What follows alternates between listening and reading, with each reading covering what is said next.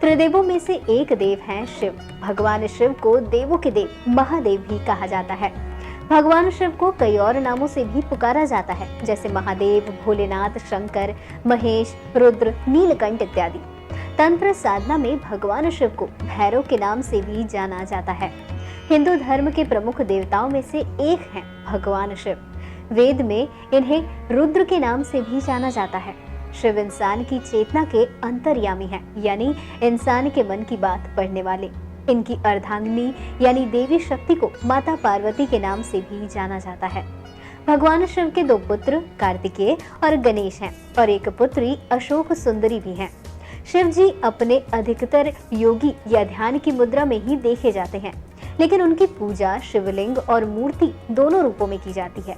शिव जी के गले में हमेशा नाग देवता विराजमान रहते हैं और इनके हाथों में डमरू और त्रिशूल दिखाई देता है।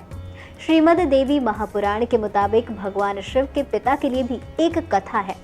देवी महापुराण के मुताबिक एक बार जब नारद जी ने अपने पिता ब्रह्मा जी से सवाल किया कि सृष्टि का निर्माण किसने किया, आपने, भगवान विष्णु ने या फिर भगवान शिव ने, आप तीनों को किसने जन्म दिया है, यानी आपके तीनों के माता पिता कौन हैं?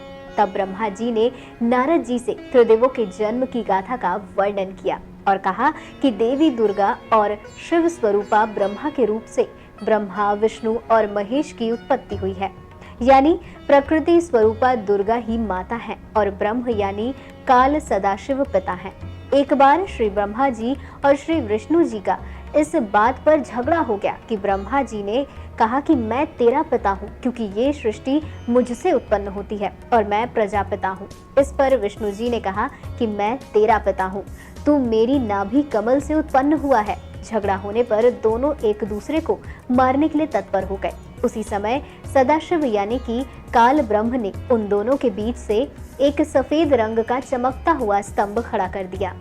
फिर स्वयं शंकर के रूप में प्रकट होकर उनको बताया कि तुम कोई भी कर्ता नहीं हो। सदाशिव ने विष्णु जी और ब्रह्मा जी के बीच आकर कहा, हे पुत्रों, मैंने तुमको जगत की उत्पत्ति और स्थिति रूपी 2 कार्य दिए हैं। इसी प्रकार मैंने शंकर और रुद्र को 2 कार्य संहार और तिरोगति दिए हैं। मुझे वेदों में ब्रह्म कहा गया है।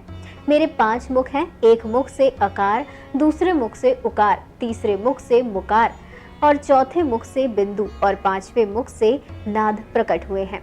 उन्हीं 5 अवयवों से एक ही भूत होकर एक अक्षर ओम बना है। ये मेरा मूल मंत्र है। शिव महापुराण के प्रकरण से ये सिद्ध हुआ है कि श्री शंकर जी की माता श्री दुर्गा देवी यानी कि अष्टंगी देवी हैं और पिता सदाशिव अर्थात काल ब्रह्म हैं। उम्मीद करते हैं कि आपको ये वीडियो जरूर पसंद आया होगा। आप हमारे सुझाव देने के लिए नीचे दिए गए कमेंट बॉक्स पर लिखकर बता सकते हैं। साथ ही वीडियो को लाइक और शेयर करना ना भूलें और हमारे चैनल को जरूर सब्सक्राइब करें।